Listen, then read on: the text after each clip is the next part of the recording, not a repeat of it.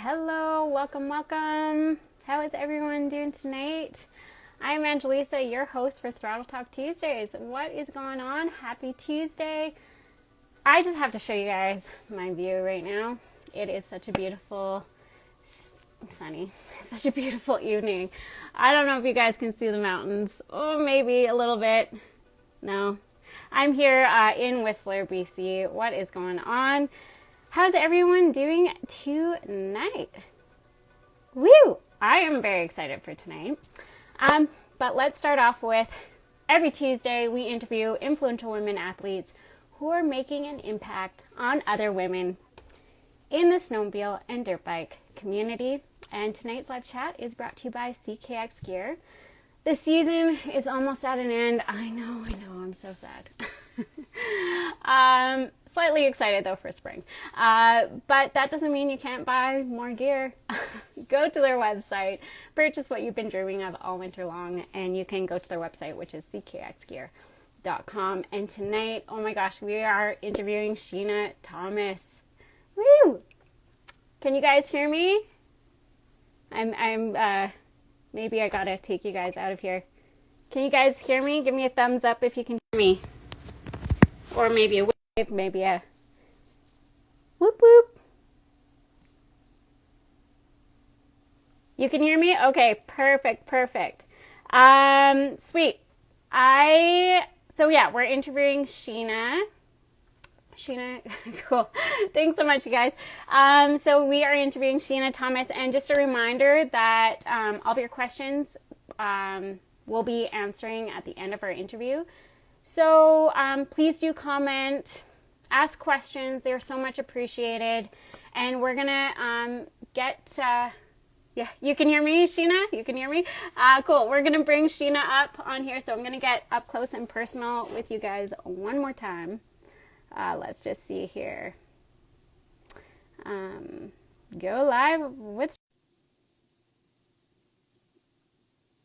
send request.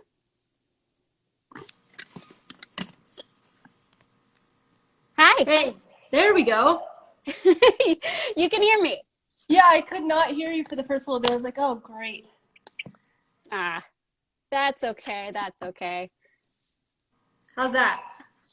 Perfect. Good. Yeah. So how's your Tuesday? I worked. It was good. Rushed home, grabbed some A&W on the way. Oh my gosh, A&W is actually my favorite, so that's awesome. Yeah, you can't go wrong with the chicken fingers. Yes, yeah, for sure. How's your season been so far? In a nutshell, busy. Okay. Yeah, it's been busy, fulfilling.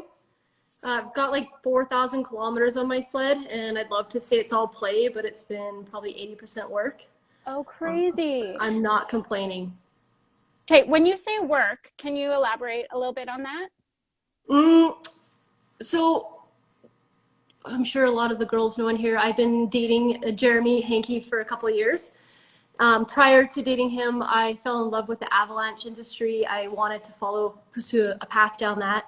And it worked out perfect. The stars aligned. I've been working with him, for him, doing avalanche education for 3 years now. So Wow. This season's been completely stacked with teaching. Okay, cool. So yeah, you would, like, how many days roughly do you think you put on the snow? I stopped counting. Oh, 44,000 kilometers, like. Right, whatever that may, yeah. 60? I'm probably at 60 already, yeah. Wow, that's amazing. Yeah. Amazing. Okay, so really quick, tell us who are you and where are you from? My name's Shena Thomas. I'm from BC, we'll put it broadly. I was born and raised an hour away from where I live. Right now I live in Sycamoose, so hoping you guys could see the lake and the mountains the way I set it up. Nice. Yeah. I pretty much left home right at 17, thought, let's go explore the whole world. And I was wrong. I ended up right back here, right in the mountains. An hour away. Yeah, an hour away. Oh, that's awesome. Awesome. Okay, well, we're going to just dive into this one segment just because 509 just released Oh, yesterday. going there already. Okay. Yeah, we're going there. We're going there. Yeah. We got to talk about it. It was such a powerful, impactful film. So for those of you who haven't watched it, it's the 509 Women of Winter BC mission with Nadine Overwater. There was Shena Thomas and also Shelley Ferguson. Did I say her name right? Yep, you did. Yeah, okay. Oh my gosh, it was a video that was jaw-dropping for me, from the epic views to like so much powder, gnarly tree riding, Yeah. steep terrain from one zone traversing to another zone. Okay, and I think for me, like, there was a point where I had a sense of panic for you girls. Yeah. And it was when you guys started putting on the flashlights and then you're riding in the dark, in Yeah. deep pow, in the trees. Oh my gosh. Oh my gosh. The whole film was real and raw. We couldn't have faked it if we tried. The snow was that deep. The terrain was that unreal. At the end of the day, we were totally at our wits' end. We almost didn't even film. We didn't film nearly a portion of the end because we were so busy actually trying to get out of there. Yeah, which Yeah. you can sense that, I think, Yeah. at the near end, like there wasn't as much night. Mind you, it would probably be hard to film at night. If we had all You guys night, it would have been okay to film, I think. If you know, and if we were fresh and full of energy, but we had a deadline, we had the ferry to reach. We were exhausted, we were out of fuel. So the last sunlight like shot you see where it drops off towards the lake, we're like, oh, it's all downhill, easy peasy. But we didn't take into account that that particular downhill had like 100 finger drainages that sucked you every which way, and we had to make it to one cut block. Only one cut block. That's the only way out. Otherwise, you hit no snow and you hit like fallen down trees and you don't make it to the road. So we'd go down a drainage and it wouldn't be the right one. We'd come back and traverse and we'd get on our Google Earth and we'd look around and go, okay, we need to go a little bit right. And we'd drop down and then one group would go one way and one would go the other way and we'd radio and, 5:30, 6 o'clock, we're like, oh man, we gotta go. Yeah, yeah. And I think, one of my questions was like, I guess, what was your experience like? What was your favorite part? And was there a moment where you thought you would be spending the night? What was my experience like? It was exactly how I thought it would be, minus the fact that I didn't anticipate getting up at 4:30 a.m. Thank you, Nadine. I expected it to be a long day. I expected it to be challenging. I've ridden with both of those girls a couple times. Like Nadine, not so much hard riding, once or twice, but Shelly and I have been riding together a lot more this year. So we kind of have that experience, and I knew what to expect from her and where her limits were and where she shined. So I had that confidence for that. As far as, was there a point where we didn't think we were getting out? No, not at all. Not for a second. We were the three of the most stubborn girls you'll ever meet. So even if we got down to the truck and slept in the truck, like, we were getting out. Right. Oh, that's awesome. Well, it sounds like you guys had a very, strong crew. We saw it right from the beginning all the way through the end. It was showcased lots of calculated risks, adventures, and it was such an epic film. You must be so like proud and accomplished for doing that. Yeah, well, I was going to talk about it in one of your other questions, but Nadine's been my idol since I started driving down to Washington maybe 7-8 years ago to watch the 509 film releases, and Nadine was the reason I went, basically, essentially. And so, fast forward to now, and I get to do this with her. It was an honor and really cool, and I hope we can do it again and again and again. For sure, which is going to lead to my next question. Would you do something like this again? I'm already trying to plan it. Oh, wow. Yeah, I already messaged them. Look, I have another route in mind. Let's go do it. We don't need the filmers, so our day will be cut in half because half the day was filming, Totally. Pull the camera out, change the batteries, wipe the snow off. Half the day was filming. If we didn't have that aspect, I think we would have been out before dark. Okay. I could see that. Yeah, for sure. You know, there's going to be times where, yeah, you're right, changing out the batteries, you know, oh, hey, there's a sick line. Why don't you guys like film or like ride down and we'll film it? I'm sure Yeah. there's lots of staging happening. So, Yeah, it was mostly natural. Like it was all untouched. It was pretty easy to be natural, but yeah, staging the sense of wait till we're sitting in the right spot to do the shot and get all three of you up there because we want all three in the shot. Or yeah, yeah. Cool. Well, it was a great film, and yeah, like I said, jaw dropping, hand clenching, like oh my god, if it anyone was hasn't great. seen it yet, just go to YouTube and search 509 Web Episode 5. It's called Women of Winter BC These, Mission. Yeah. yes, yeah, yeah, yeah. Okay, just had to get that over with because it's like for me it was so exciting. My husband and I we watched it last night. We were hooting and hollering. Oh my gosh, it was so awesome. Sweet. Thank Okay, you. yeah, yeah. So you said you've been riding lots, probably 60 plus days already on your sled. Speaking of snowmobile, what's the details on your snowmobile? What are you riding? This year, I went with the turbo. I Nice. had to try it. When I first initially heard about the turbo last year, I was like, no, don't need it. I'm good. It's going to rip my arms out of their sockets. And then I demoed one and I fell in love. So I got the 2021 Skidoo Turbo Expert 165. Okay. Nothing huge modified on it. I have two sets of links, one for my fuel, one for my, I call it my purse. And an extra 6-liter hard case for my lunch, and my obviously we'll get into that. My controls I've changed a bit. Okay, okay, cool. And with, you know, COVID and the pandemic happening, did you find that your season has changed or shifted at all? Yeah, I'm working more. So I initially kind of planned my season like work November, December, January, play February, March, that kind of thing. And because of COVID, and I don't want to make this sound like an invite, but avalanche education was deemed essential.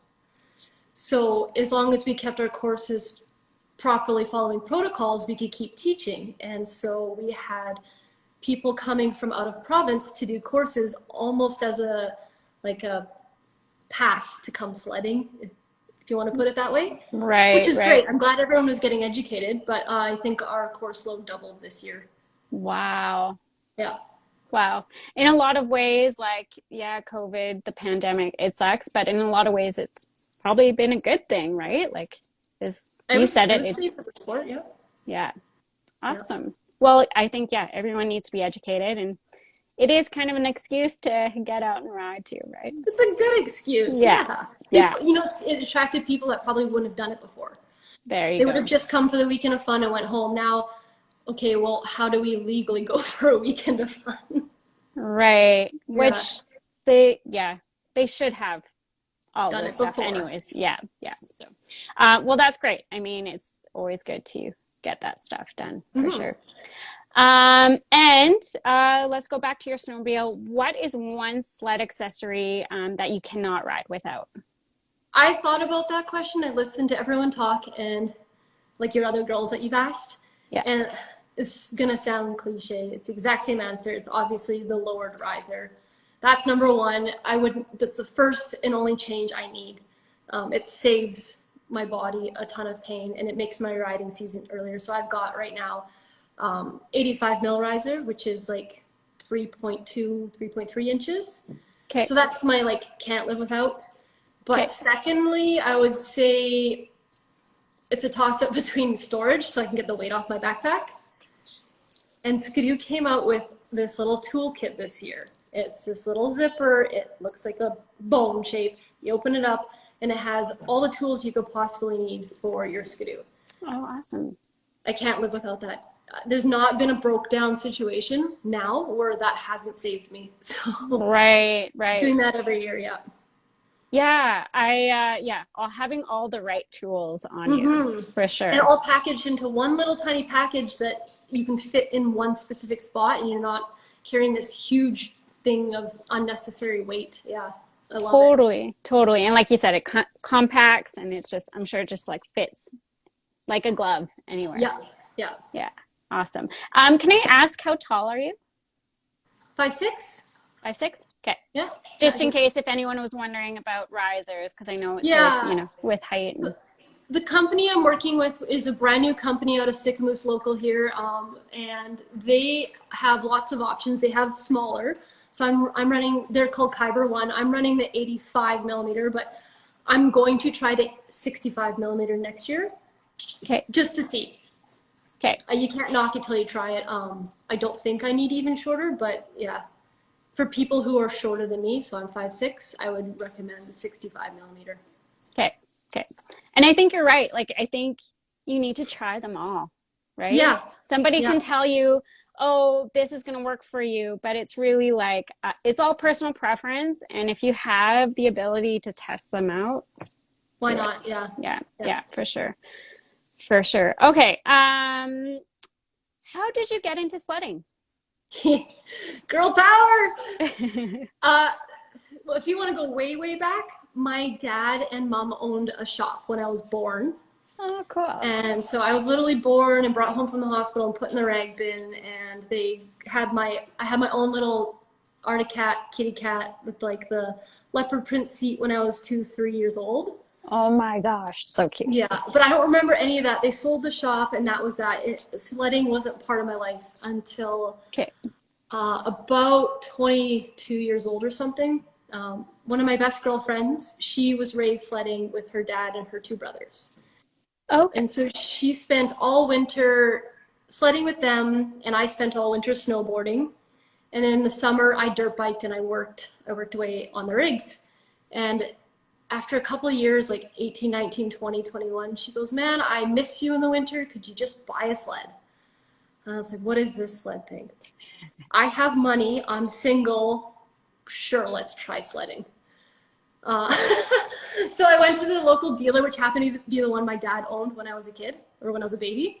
Went to the Polaris dealer and I bought a 700 RMK, brand new. And she took me out to a little local riding area called Park Nelson in Vernon. And it was the best day of my life. I actually called my dad that night. I was like, you jerk. My dad's like, what? I'm like, you know I love snowboarding. You know I love dirt biking. You knew I had a sled when I was little. Why didn't you remind me of how cool this is? Like, I should have been doing this my whole life. Right. I definitely have to attribute it to my girlfriend, Victoria. She's like, here, try this out, kind of forced me into it, and I haven't stopped since. Aw, that's awesome. What a cool story. You basically like was born at a shop and now here you are. Yeah. And it was a neat experience getting into it because both her and I were single in our early 20s, and it's kind of what we just did for 2 or 3 years together. It was just snowmobiled. We did trips to Whistler and we learned how to pack for overnights and how to, the basics, getting unstuck, loading, offloading. We had to do it all ourselves. So it was a great way to start for me, in my opinion. Right. Yes, absolutely. Yeah. Awesome. So you would say Victoria would be the one who inspired you to get into it? Yep. Okay. Yeah. Okay. That was my next question. Yeah. So can you give us is there how long have you been sledding for? Is there, do you have years dialed down? Well, that sled that I told you about that I bought at the shop it was a 2008 RMK 700. Okay. And I bought it in December of 2009. Okay. So that would be like 12 years. Okay, crazy. Yeah. So a long time. Yeah. Wow. Yeah.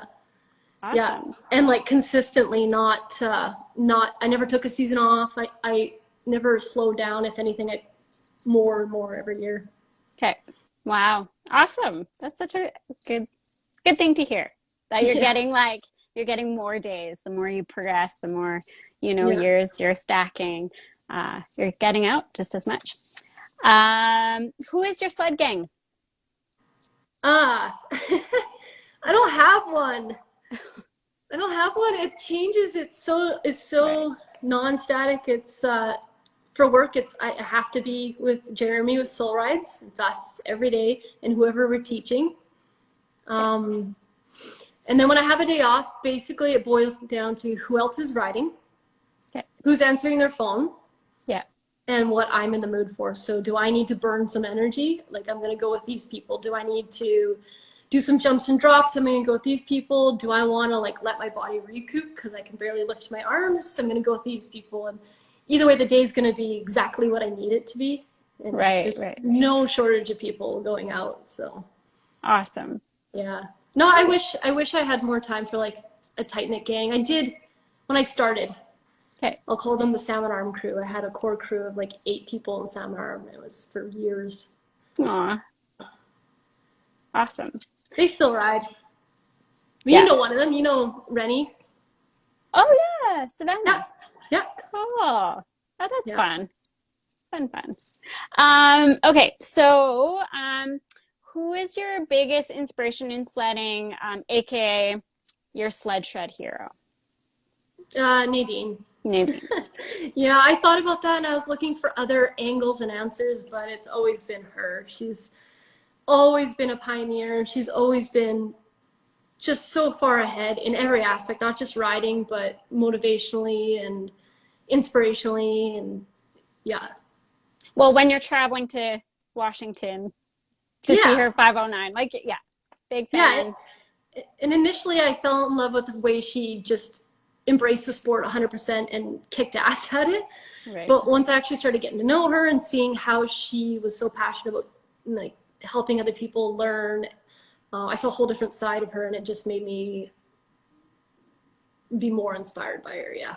Yeah. Awesome. She is rad. What is your favorite style of riding? Now? Yes. Now? Currently it changes, right? It changes on the season, it changes on the year. Totally.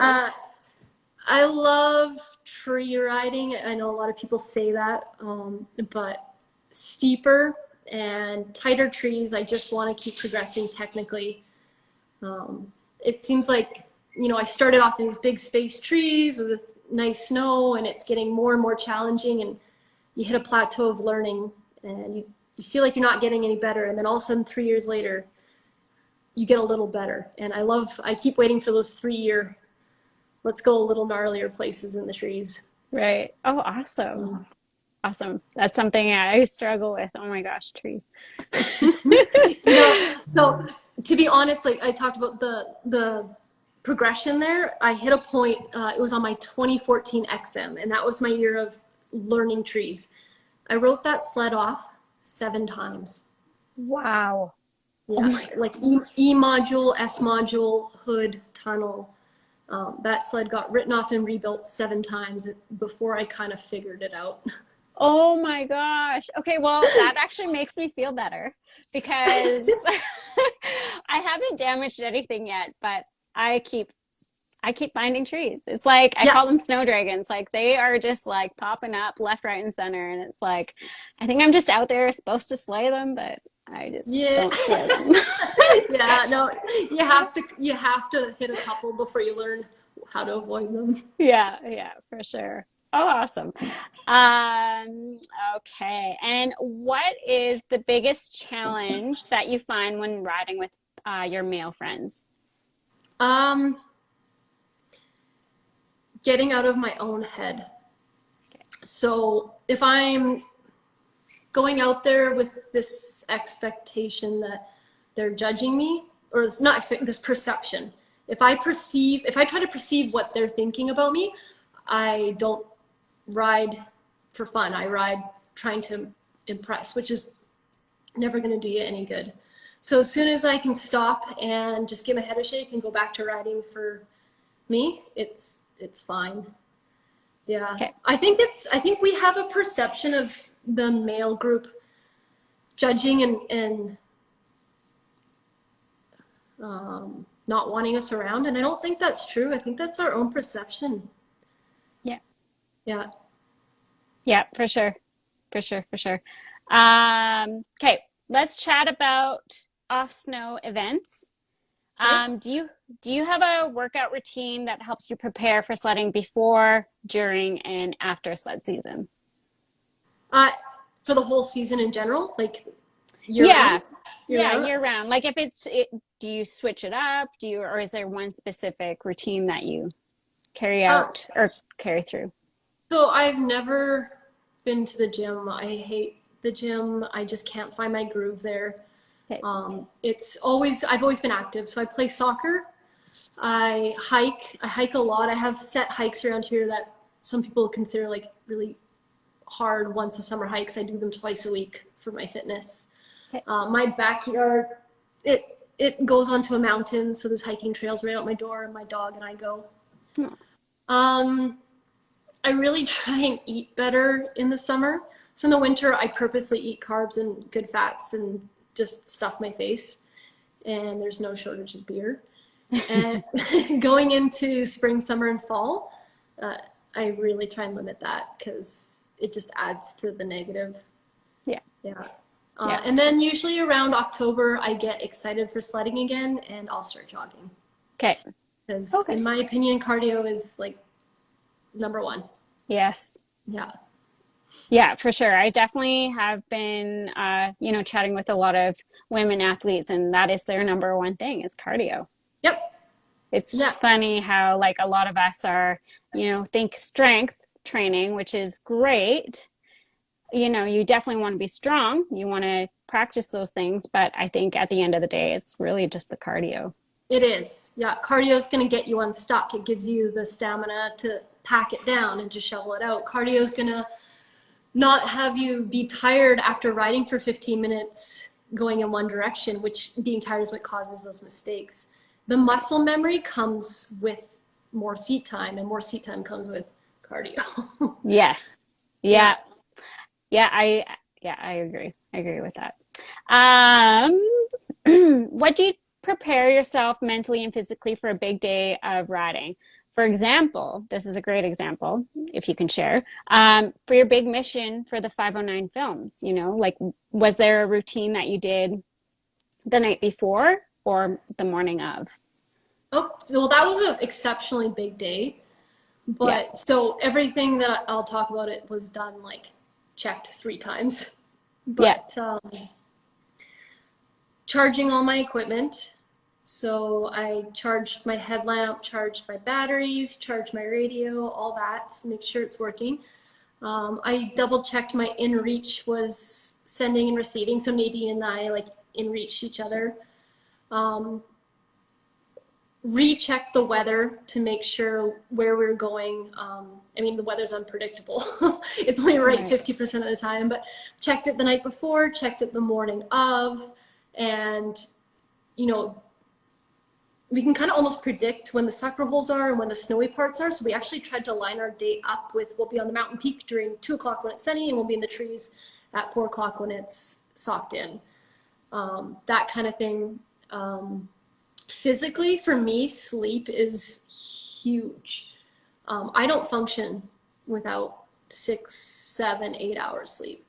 Yeah. So I actually tried to tire myself out like the day before that. I went riding the day before.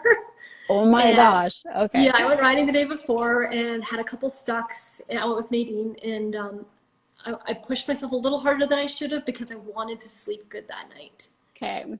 Yeah. So that's at the back of your mind is like, if I exert myself, I know I'll rest well. Yep.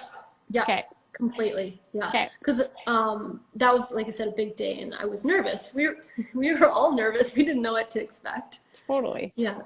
And you know what? And I'm not gonna lie, Advil.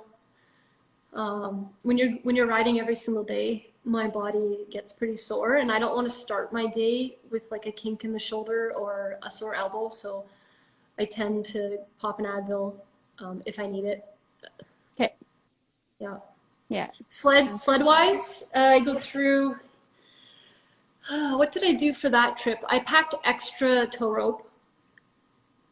I packed extra first aid stuff. I packed extra overnight stuff, and extra fuel. It was a lot to think about that trip. Yeah. Yeah, for sure. And I'm sure it's more to think about for that one versus than normal. For sure. For sure. I don't really make too much effort into planning a normal day because I've done it so many times. You just naturally flow with it. my biggest thing for sure, if I want to have a good day, is get a good night's sleep. Yeah. Yeah. Mm. Fair. Okay, let's get into my favorite part, which is the challenges, struggles, pains. This one's my favorite because I better understand you as a woman athlete. And we all face it, we all experience it. So what is one thing that you've struggled with or currently are struggling with when it comes to sledding? So I thought about this question too, and I don't know if you're gonna like my answer, but I love them all. it's not physical. So Okay. I always thought I struggled physically, and then I realized I don't. There's always a little cure, a little fix, or a little tactic to get around the physical things. You know, more throttle, more brake, less brake, choose a wiser line. So physically, I don't think we can use our stature as an excuse. Okay. It's just an obstacle. So my biggest struggle has been mental. Yeah. Okay. Yeah, it's been 12 years of sledding. Over those 12 years, like, life happens, and, you know, do I give up sledding? Do I move on to something else? Do I want to have kids? My biggest struggle has been constantly figuring out where sledding fits into my life. Mm-hmm. And accepting it or reevaluating. Yeah. That's actually a really good one, and I'm glad you brought that up because I feel like a lot of us have those exact same thoughts. Mm-hmm. Yeah. Yeah, for sure. There's lots to consider. Yeah, for sure. You know, you don't want to give it up, but at the same time, like, there might be, you know, maybe not giving it up per se, but like evolving, adapting to something else, still having sledding there, but, you know, there's other priorities. How does it fit into my life? Do I need to work more? Am I financially stable? Am I doing too much of it? Is my body okay? Am I doing it for the right reasons? Am I doing it for me, or am I doing it, you know, to prove a point? And reevaluating all the time and being honest with what it means to you is super. It's been my hardest challenge because I found in my younger years I wasn't honest all the time about why I was in it. Now it's super easy. I know exactly like where I stand, but that comes with 12 years. Right. Well, thank you so much for sharing, because I feel like I can resonate with you on so many levels, and I'm sure most of the women watching right now can resonate. So yeah, that's the perfect answer. Cool. Yeah. Physically, just figure it out. Yeah. And I think you're so right. I think it's just one of those things where you just, again, people can tell you like, oh, do this, do that. But I think for you, like, or for, you know, all of us, we just need to get out, get the seat time. And there might be tweaks that just work for us that might not work for other people. And it's like, yeah, physically, I think we can all just figure it out. For sure. Yeah. Just take advice from as many people as you can and apply it all until something works. If you have the time and the energy, you will get it. Yeah. That's not the hardest part. Yeah, for sure. What are your accomplishments and wins? What is something that you will always remember? As a whole, like throughout my career? Throughout your whole career, yeah. This year's been huge, obviously. The 509 thing was like unexpected and overwhelmingly awesome. So that's something, if I were to look back 12 years ago and say, yeah, I filmed with Nadine in a 509 movie, yay, cool. Something else I've been really proud of is there's a lot of like ambassadorships and sponsorships and stuff going on, and I've always struggled with where I fit in that and what it means to me and how it helps me and how it helps the sport. And what I'm proud of is I've always done R&D, so I've always worked with companies to help make their products better. Okay. So I was with Motor Fist for 8, almost 9 years, I think. It was a long time. Okay. Before they had a women's line, when they were only in the States. And I met the owners. I drove down to Idaho Falls and I met the owners, and spoke openly with them about how I wanted to develop a women's line.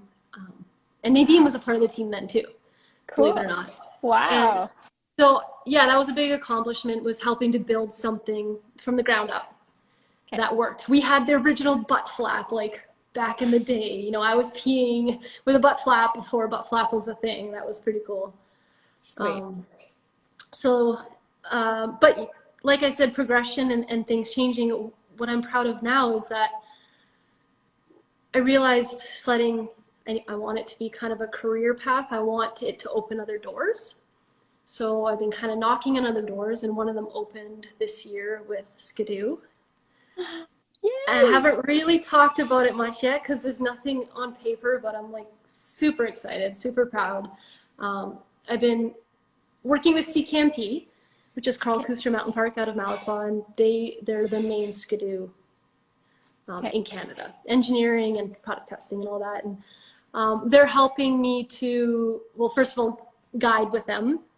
Shelly and I are going to be doing the Women's Learn to Lead camps. Awesome. So yeah, she's already done a couple for a couple of years, but we're going to tweak it up, and specifically for like high intermediate to advanced women. Okay. So we're developing that, but with getting in there, I'm kind of getting my foot in the door with Skidoo. And I'm hoping, so I've got apparel this year, and I'm hoping to go along the same lines of having my voice heard and making a great product for women in the Skidoo brand. Whatever that may be. Whatever that may be, we'll see. That's incredible. That is a huge win. Yeah. That's amazing. Congratulations. Yeah. Hopefully we'll see small voice, big industry, but gotta start somewhere. You're still a voice. You're still a voice. And our voice, your voice matters. So, thanks. Yes. Yeah, it does. All of it. Yeah. Oh, that's so exciting. I'm so excited for you. Yeah. Thanks. I can't get my smile off my face. That's so awesome. It's been a big year. Yeah, huge year. 509, Skidoo, you know, product testing and having, you know, being able to contribute. That's awesome. Thank you. Awesome. Okay, so let's chat future, Sheena. Do you have plans to do any spring riding, spring trips? Yeah, we never stop riding till the snow's gone. Okay, that's in June and July. Yeah, that's my next question: is when you shut plans. it down. Yeah, there's never any plans to stop. It's when the snow line gets too high, and when the trucks, whatever, can't make it. When the snowmobile blows up, when you run out of money, you never quit in the spring. Right. My favorite part about spring is getting people out that don't normally go out. So, like last year, me and a couple of my buddies, we took so the guys took their wives and girlfriends out, and I took my 60-year-old mom out. Aww. And, you know, because she hates the cold, but she wanted to see it. So spring is great for that. You get to bring other people out and get them to experience the mountains. Absolutely. Yeah. And being out there, with the warmth, the sun on your skin, oh my gosh. And then the snow, like I was just saying this earlier, I wish that summer and winter can combine. And I guess that's where you get spring. But honestly, like if it could be summer, but with snow, I think it would just be a perfect. Yeah. Perfect. It does feel like that up there. Yeah, for sure. Oh, that's awesome. Lost my train of thought here. So when do you like absolutely shut it down for sledding? You said when the snow line, when you can't get up there, but is there like a time frame, month? Usually June. Okay. Yeah, I've gone like Canada Day long weekend once, but it was kind of challenging. June's still safe bet. Okay. Yeah, middle of June. Okay. Can I ask where you go? Yeah. Or is it a secret spot? Some people don't. No. Like so if am I allowed to say this? Yeah, the cat skiing areas. Okay. Around here, because they have these perfectly groomed trails all the way up, and so as the snow line melts up, all of a sudden you hit the spot right where the dirt ends and the snow begins, and you get to ride snow without any dirt. and they're shut down for the season. They're not cat skiing anymore, and they have all their beautiful trails still put in. So there's about 3 or 4 cat skiing areas around here, Okay. around Revelstoke, that we tend to go to. Okay. Pretty much, and then like classics like Boulder Mountain are great. All the locals are mountain biking in June. We get the place to ourselves. Right. Yes. Yeah. Ah, that's so nice. Um, and do you have any more goals that you want to crush this season, or have you crushed all your goals this year? I have one huge one. Okay. I'm applying for my operations level 2 Okay. next year, which is like the next big level of training for the avalanche world. I wasn't sure if I wanted to do it before. It was kind of one of those where I had to reevaluate why I'm doing it and what's it worth to me and that. And I put a lot of thought into it all year, and I'm going to do it. But I'm lacking on my documents that I need to submit for my application, not because I don't have the experience, because I didn't document. So in the next 2 months, I have a lot of catch up to do as far as filling out books and stuff. Right. Yeah. And there's a bunch of other women. So, oh, my dog's nudging me. Hi, Tilly. Aw. Snowmobile avalanche level 2, there's not a lot of snowmobiles. It's mostly skiers and snowboarders. Right. And then to narrow that down to snowmobilers who are women, it's even less. So Shelly has done hers, Nadine has done hers. And this particular year that I'm applying for, actually, Julianne Chapman and her head coach are going to be in it too. So there'll be 3 of us in it. Oh, crazy. If we all get accepted.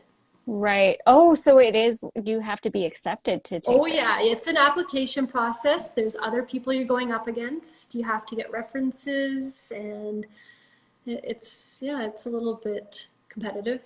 Yeah. Wow, I didn't realize that. Mm-hmm. Huh. Crazy. Yeah. So when do you find out, like once you submit everything, do you find out right away that you get to go? I think we find out in August. Okay. Yeah, we have to submit by the end of April. Okay. And then I think we find out in August, and it'll be next year in December, January kind of thing. So Right. lots of time to prep for next year if I do get in. And Right. yeah. Lots of studying. Yeah, for sure. And it's just, another thing under your belt, right? Like mm-hmm. all knowledge is good knowledge. That's for sure. Exactly.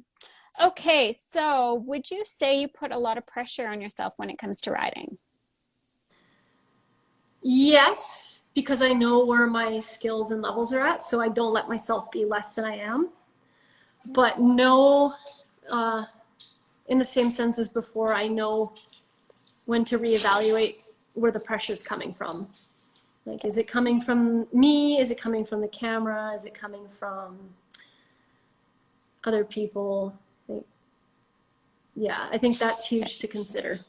Yeah, for sure. Yeah, as far as putting pressure on myself, no. I've stepped back the last couple of years hugely. Okay. Yeah. Before, too much pressure. There was one time a couple of years ago where I did something should not have done, and it was all pressure I put on myself. I ended up with like a busted up sled, busted up me. Okay. Yeah. Did you actually, that's a question that I skipped. Did you have any injuries that like put you out for a while? I'm really lucky. No, my second year of sledding, I was racing across a lake and I hit a dip, before you learn to pay attention for those things. And before you learn what safety gear is, and I shattered my knee. It was horrible. I was out for probably a couple months then. Okay. That was like 9 years ago. Okay. Recently though, like I'm having long-term injuries. So I don't know if any of you guys suffer from this, but I'm getting carpal tunnel. I'm getting, these 3 fingers are tingly and numb, and it's from the pounding. My wrists are sore. I get like the tennis elbow. And those are long-term things that I actually have to manage now. Otherwise they will get worse. Right. Yeah, knock on wood, nothing major. Like Nadine's blown out both her knees, and like Shelly's had broke her clavicles broken, and Okay. no majors, but lots of I have to be preventative now. Yeah, yeah, and I think you're right. It's the longevity, right? Like we need to think about there's so much like progression that we could put on, it's always good to progress, but we need to think about the longevity of our If that's selves. what you want, yeah. Yeah. Yeah, if Yeah, that's what you for want, sure. totally. Yeah. Yeah. What would you whisper? This is a fun one. What would you whisper in the ear of young Sheena, who was first starting out as a sledder? Um, don't be so hard on yourself in every aspect, physically and pressure-wise. Okay. Yeah, goes back to what I said before about it. It's not the physical side that I would give myself advice on. It's the mental and psychological side. So I would tell myself to slow down, you're young, stop and reevaluate often. Okay. Why are you doing this? Who are you doing it for? Is it for adrenaline? Is it to hide from some real life reality that you don't want to face? Is it for social reward? Is it for progression and your own self? Or is it for attention? Is it for spending time with friends and family? If you can actually figure out, if I could have actually figured out in the moments what it was for, I would have enjoyed those moments for like more. Right. Mm-hmm. Yeah. That's a great one. Yeah. Any advice you would like to give to women who are getting into the sport? Yeah, get educated. That's, I wish, so I made some mistakes. I got a caribou closure ticket. Okay. I went into caribou closure and I saw caribou and it was really cool. And then I got a ticket and then all of a sudden I had this bad label and I didn't even know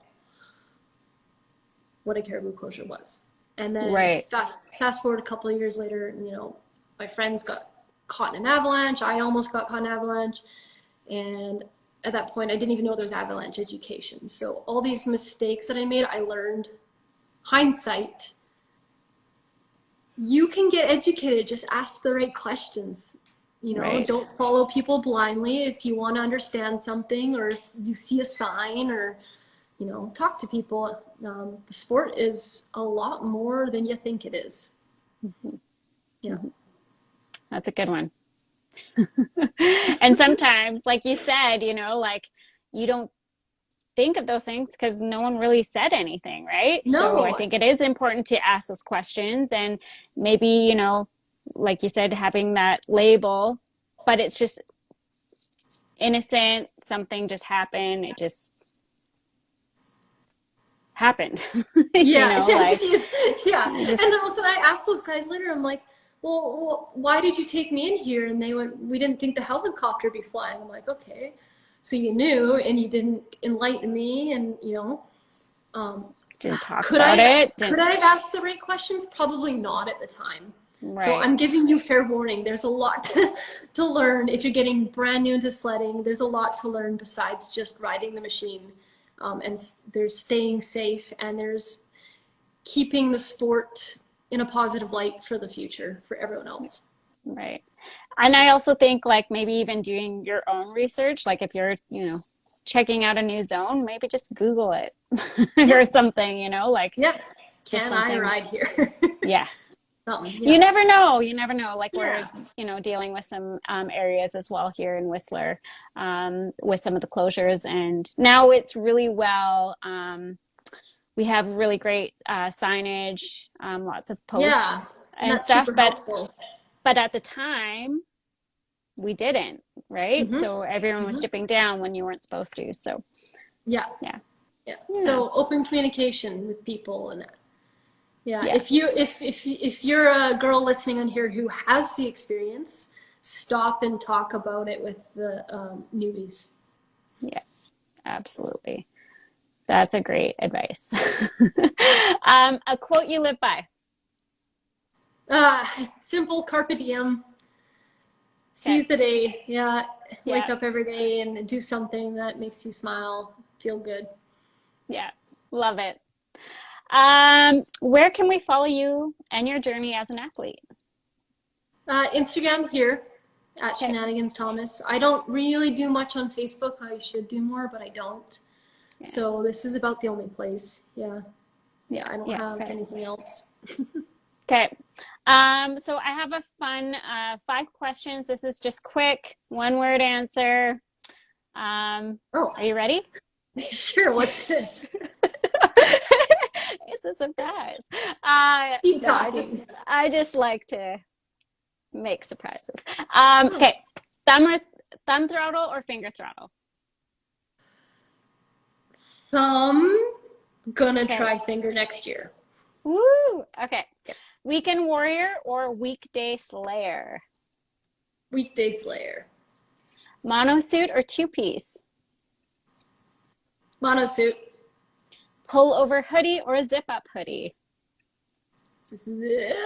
Depends on time of day. Zip up. Okay. Trailer or sled deck? Sled deck. Okay. And I have some questions here. So Gloria Verhoof, she says, any tips for getting out of your head and not being afraid when trying new things? Um, Two things. First of all, surround yourself with people who believe in you. So I watch, like when I teach women or when I'm going out with new people, I watch them ride with people that they want to not let down and they don't do as well as when they ride with someone like, let's say Nadine or myself, and we know you can do it. We know you can. We see you have the skills. So we're standing right there and we're like, just do it. So when you ride with people who believe in you, you ride way better.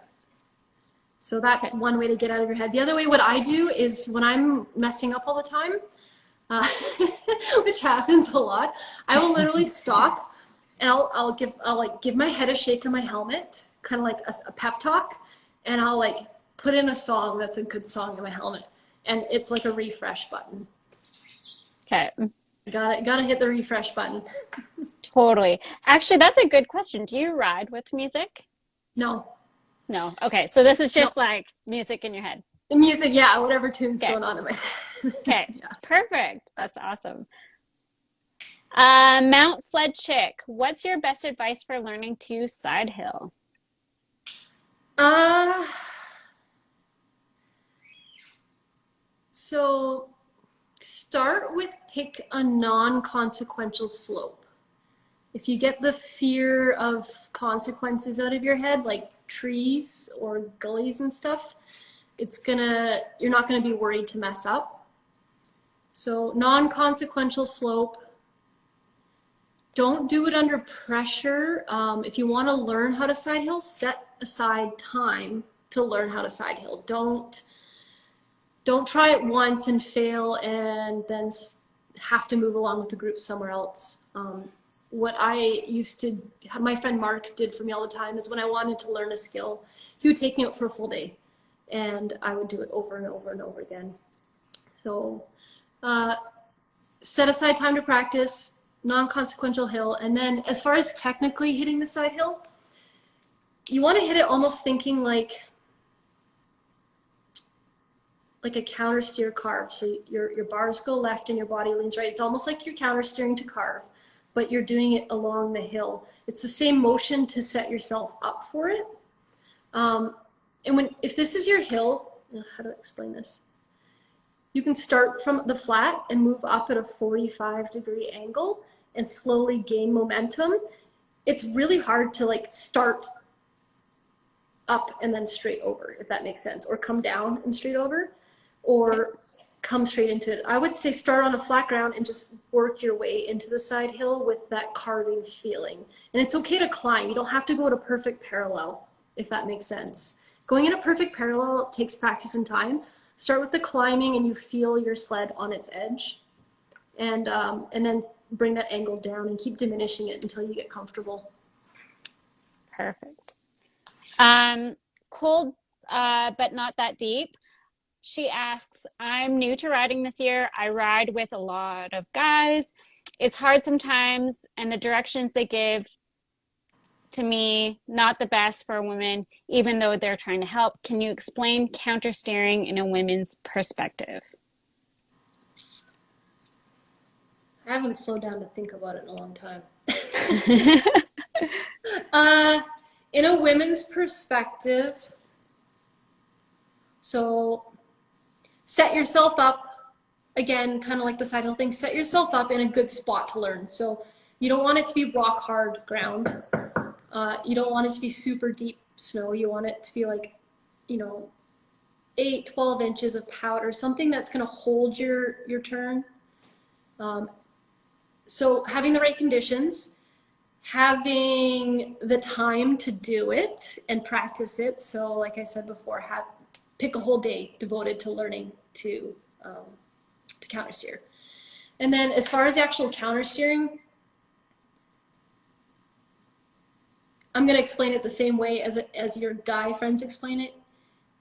The way you want to go is the way you're going to lean, and then you're going to turn your bars the other way.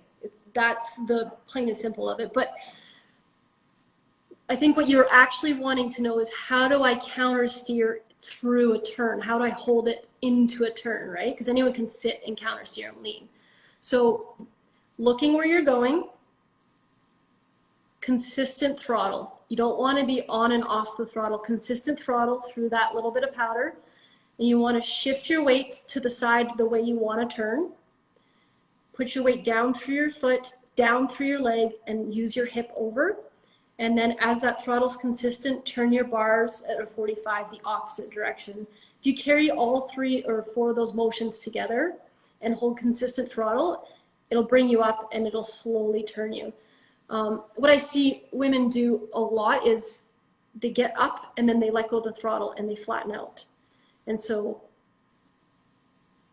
the way I look at it is, you have 2 forces working with you, gravity and throttle. If you let go of throttle, gravity wins, you flatten out. So if you want to practice countersteering and carving, you need to hold that throttle consistently the whole way through. And on the other spectrum of that, if this helps at all, don't be afraid to do it too far where you flop over. The same gentleman I told you about earlier who helped me learn, he took me up for a whole day and he goes, carve, and I'd flop over and he'd pick me up.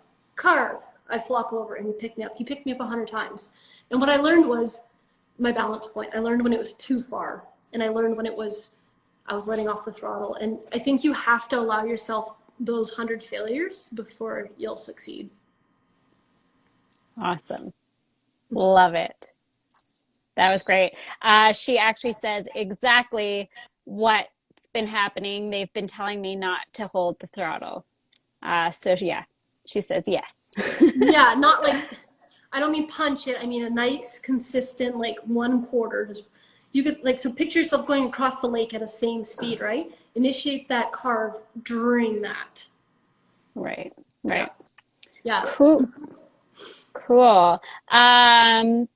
Awesome. So that's the questions that I have here. So I'm going to open it up to you guys. I'm just going to scroll up and just read some of the comments. So don't mind me, just going to scroll. Sled Crazy, they say 4K, 4,000 on your sled this season. That might be a lie. It might be like 4,400. Still though, that's a lot. It's so unbelievably reliable. Like first year turbo, and yeah, it's crazy. Wow, yeah. That's insane. Bahama Mama Madagascar, she says hi, Sheena. Hi. Let's go. Thanks She also says you ladies are such an inspiration. L Chubbs 11 loved the 509 video, ladies. Thank you.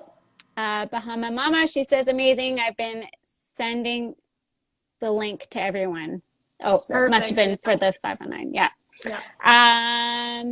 Oh, I butcher names so badly here. D-Sha one. Yeah. Okay, there Like we the go. pipe? Oh, probably. One day I'll bump up to AEST2 through you guys. Yeah. Chanel, she says lower riser all the way. Petit pois, no spark plug puller in that kit though. Oh, she must be talking True. about But the. yeah, it's true. I haven't ever had to pull a spark plug on a Skidoo though, so I'll take it for what it is. I mean, if that was a Polaris kit, yes, please. But Yeah, no, it's true. yeah. Nadine Overwater, ask her what she eats for breakfast. What do you eat for breakfast?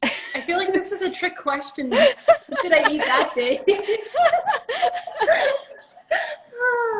Normally porridge and oatmeal, but taquitos tend to fuel. Okay. Yeah. Miss Persian says, hey girls, Petit Pois, Sheena, you are so pretty. Mrs. Aw. Chelsea Cook, hi Sheena, miss your face. Get over Nad here when the border opens. oh, I know, right? Nadine Overwater, she says, you just made me cry, but only a little bit. I have so much respect for you. Aw.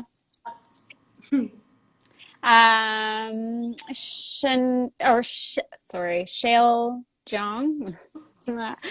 Sorry. I got plastic welder for my side panels. Okay. Yeah. Cold, but not that deep. She says, every time I do this, unless it's just my partner and close friend I'm with, otherwise I'm freaking like that. Yeah. So schedule a day. It seems weird, but schedule a whole day and just get out there and do it. And it's unreal what it does for your confidence. Like I attribute a whole year of progression due to Mark taking me out for those 3 or 4 days. Aw, that's awesome. And that's why, yeah, seat time is just so important. Yeah. Seat time and just getting out there.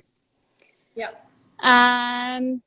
Petite pois, I always come to realize that I am the only one judging myself. Yes. Yeah, right? It's true.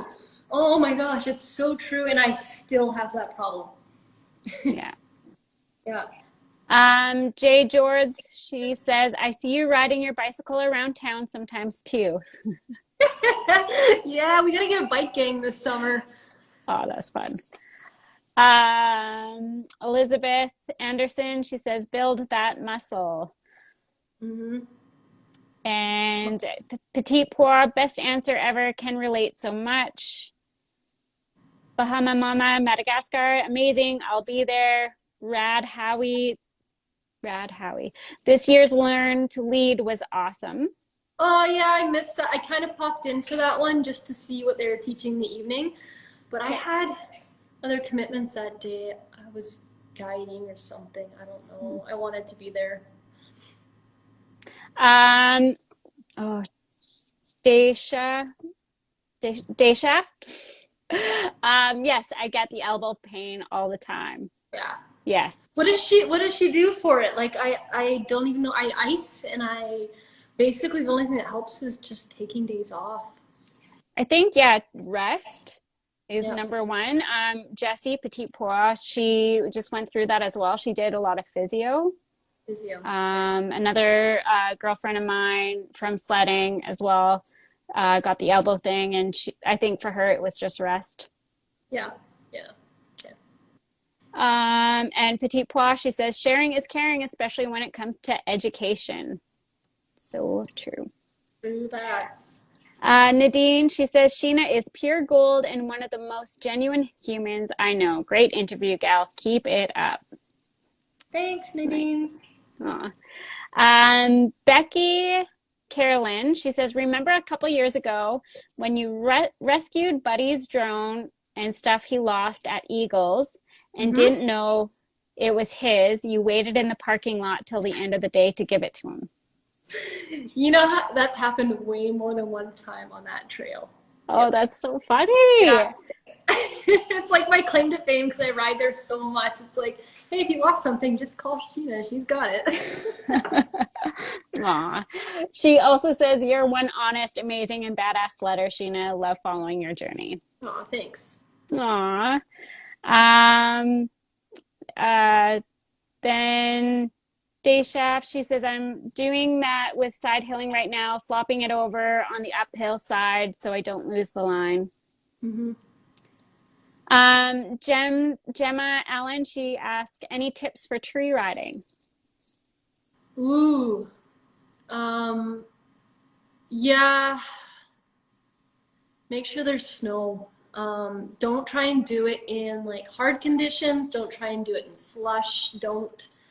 I call it building trust in the snow. So when you're like carving or whatever you're doing in the open fields, if your machine is reacting the way you want it to react, you're building trust in that snow.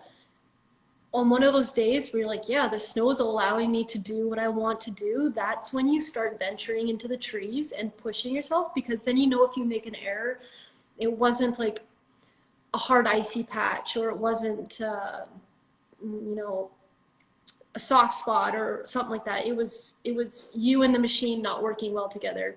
Because I find nowadays my biggest mistakes in the trees aren't me and the machine, they are the snow. So start venturing into the trees when you're trusting the snow, and it'll help you learn way better because you push yourself a bit more. Awesome. Cold but not that deep. She says, y'all have been saving grace this year, so stoked to find you down here in Leadville, Colorado. That's pretty cool. Yeah. Right on. Rael, Sheena can ride the heck out of anything, snow, dirt, or water. She's amazing. Aw. I'll see you in a week and a half, Rael. Little Miss Leah, me and Dave are watching and cheering you on. Thank you for all the great times. You're one of a kind. Aww. Jessie, Petit Pois, I want more info on Learn to Lead. No, yeah. Let's talk after. Or, I mean, if you want to get like technical, you can email CKMP, but we can just talk after. Cool. Becky Carolyn, yes. What do you guys cover in the Learn to Lead? I want to do that next season with you ladies. That's a good question for Shelly, because she's been running the program, and I definitely have my own flair that I want to bring to it. It was initially more so to get women out on their own.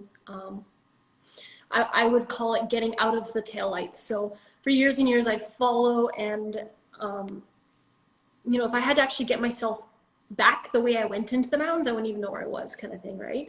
So it's putting you in the exact opposite situation where you're making the decisions for the day. You're deciding where to go based on avalanche conditions, weather, your knowledge of the area, and then your group dynamics, which is a huge thing. You're taking all of those into consideration, and you're making a plan with us, and we're not evaluating you by any means. We're doing it with you and letting you lead us, and then we're showing you where we would have changed certain things and how we would have done things different. For example, reading terrain. You come onto a ridge top and you can see like the height of trees are even. You can tell that the ground is flat, or you can see the height of trees drop off. You can tell there's a steep down section, but if you look over here, the trees aren't as dropped off. So we teach you how to read terrain and make choices to get through areas safely, or decide if you even want to go down into areas. And that's just a super tiny little component of it. Wow. Like I said, Shelly really has got it mastered. I'm hoping to step in next year. Cool. Gemma Allen, she also says, totally interested in Learn to Lead too. Thanks, girls. Cool. Yeah.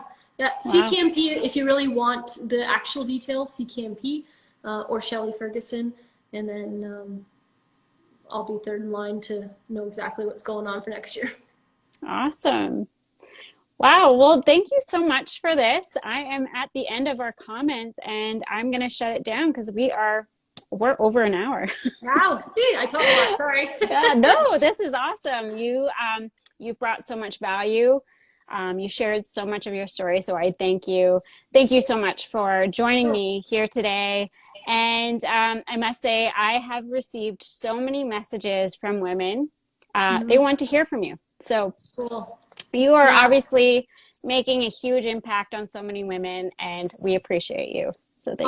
Awesome. And thanks for making me feel comfortable coming here because I hate cameras. Like, the only reason the 509 thing was okay is because I had a helmet on. So I appreciate you making me feel comfortable and giving Absolutely. me the heads up on the questions and stuff. So Absolutely. It's an experience. Yeah. I totally get it. I don't like being on camera, but Yeah. I think though, when we can share our stories and we can share our knowledge and bring so much value, everyone Yeah. No, appreciates it. it turned out great. Thank you. Yeah, awesome. Okay, well, thanks so much, you guys, for tuning in, and we'll catch you on the next Throttle Talk. Bye, Sheena. Yeah.